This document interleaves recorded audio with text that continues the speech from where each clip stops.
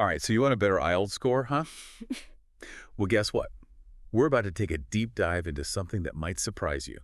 Running. Running. Yeah, it might not seem like rocket science, but you know how you talk about running on the IELTS? That can actually showcase a lot of your English skills. And to do that, we're going to be dissecting another podcast episode. Get this one that's all about IELTS prep. And they use running as an example topic. Very meta. Very meta, right? Absolutely. So by listening to how they teach IELTS strategy, we're going to pick up on those subtle techniques that could bump you up to that higher band score. Yeah. So for those who maybe aren't familiar with the IELTS speaking test, it's broken down into 3 parts.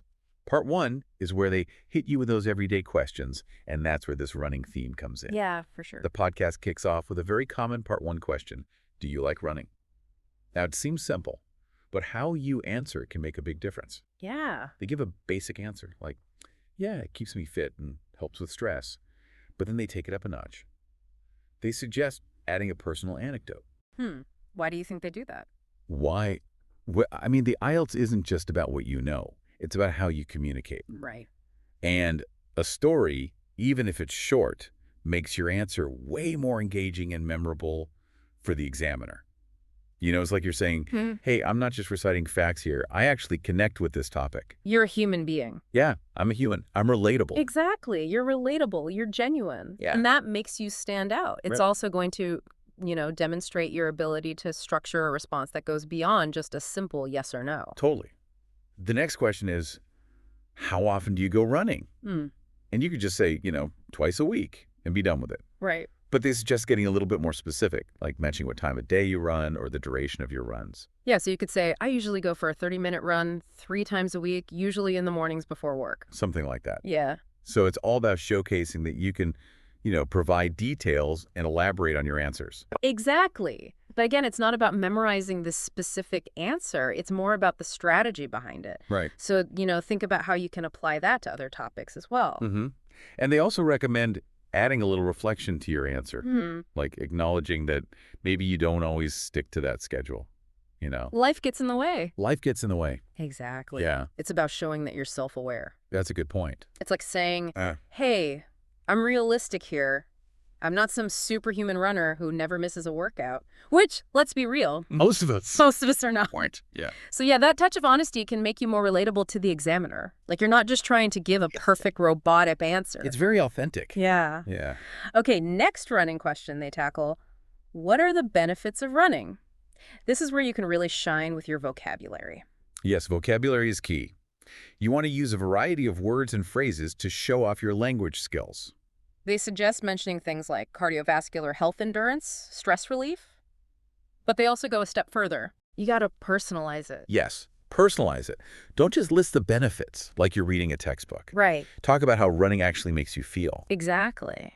So instead of saying running improves cardiovascular health, you could say, I find that running really gets my heart pumping and helps me feel more energized throughout the day. Much better. Yeah. Yeah, you're connecting the benefits to your personal experience, which again makes it more authentic and engaging. All right, moving on to the next question, which is a bit trickier.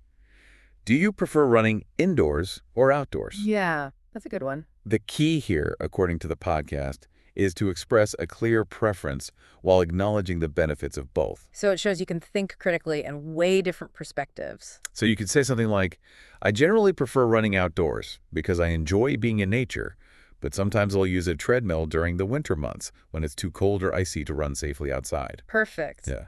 You've stated your preference, but also recognized the validity of the other option. And you snuck in some nice vocabulary like terrain or inclement weather to impress the examiner. It's all about those little opportunities. Yes. Now, they also touch on the question of participating in running events. Have you ever run a marathon or anything like that? I haven't run a full marathon, but I have participated in a few 10K races. It's a great way to challenge yourself and experience the camaraderie of a running community. Exactly. And that's what the podcast emphasizes.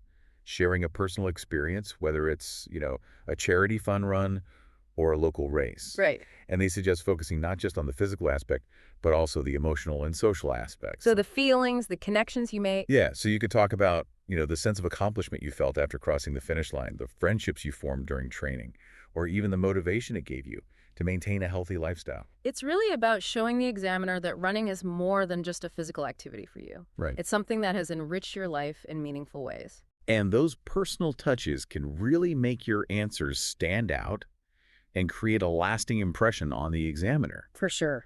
Okay, so one of the coolest things this IELTS podcast does is they do a role play.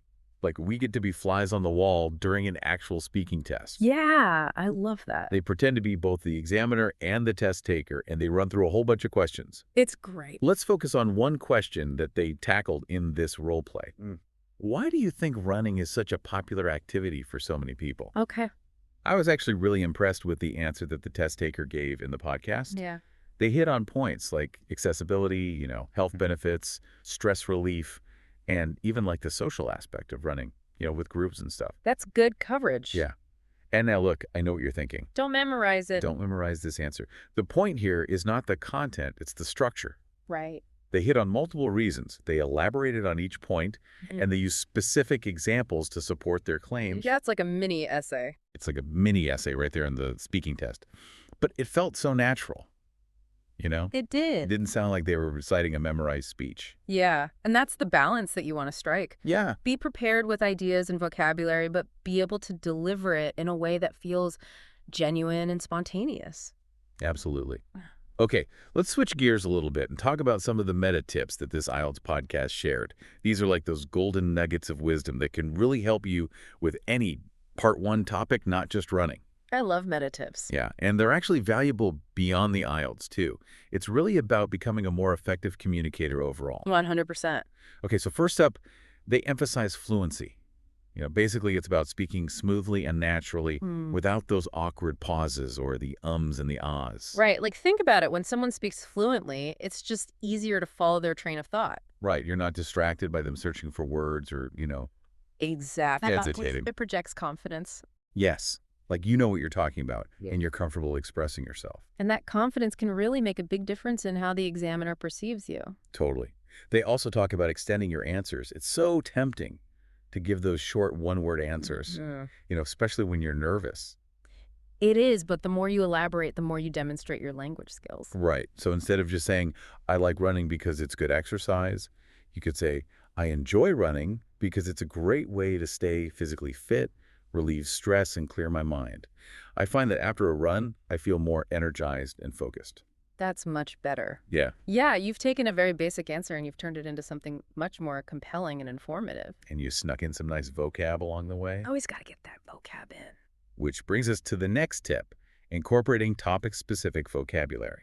Oh, yeah. So for running, instead of saying I run on the street, you could use words like pavement or trail, depending on where you run.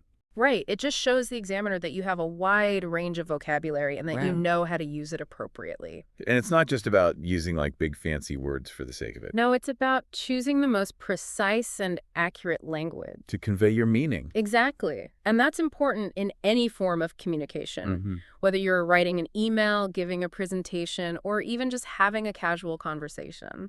The last tip they highlight is confidence, which I know is easier said than done. Oh, tell me about it, especially in like a high pressure exam situation. Right. But it's not about feeling 100% certain of yourself or, never making a mistake. It's more about like maintaining your composure. Right. Yeah. Presenting yourself in a positive light. Exactly. So even if you stumble over a word or you have to pause to gather your thoughts, Yeah. don't let it derail you. Just take a breath, correct yourself if needed, and keep going. The examiner knows you're nervous.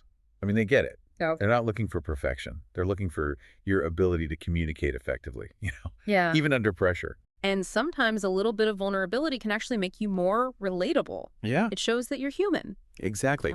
So remember, the IELTS is not just a test of your English language skills. It's also a test of your composure, your adaptability, and your ability to think on your feet.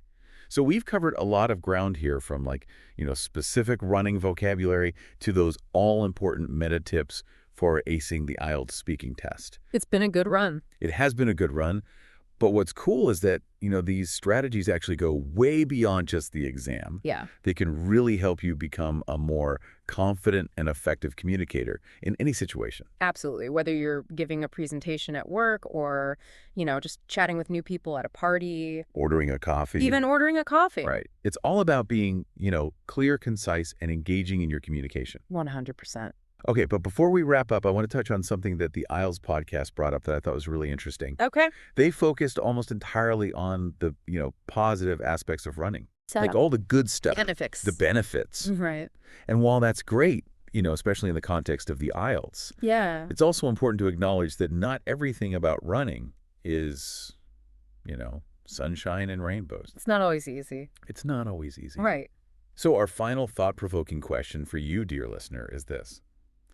What are some of the potential downsides or challenges of running that someone could bring up in the IELTS speaking test to show like a more, nuanced understanding of the topic? Yeah. It's a good point. This is where you could really, impress the examiner by demonstrating critical thinking. Right. Like you're not just accepting everything at face value. Exactly. You're considering different perspectives. Thinking about the drawbacks. Drawbacks. Okay. Exactly. For example, you talk about, the risk of injuries if you don't train properly. Yeah, for sure. Or the fact that running can be kind of monotonous for some people. Some people need a little more variety. They do. You could also mention that it requires a certain level of discipline and motivation to stick to a running routine, especially when life gets busy. Yeah, I think those are all great points. It's about showing the examiner that you've thought about the topic from multiple angles, Yeah. and that you can present a balanced perspective. That kind of critical thinking is valuable not just for the IELTS, but for life in general. 100%. Yeah. So there you have it, folks. We've sprinted through a deep dive into the world of running and how it can help you ace that IELTS speaking test. It's been a journey. It has. Mm-hmm. But more importantly, we've explored some really valuable communication strategies that can benefit you in countless ways, Yeah. both personally and professionally. Absolutely. Remember, the ability to communicate effectively is a superpower. So keep practicing, keep learning, and keep those conversations flowing. Couldn't have said it better myself.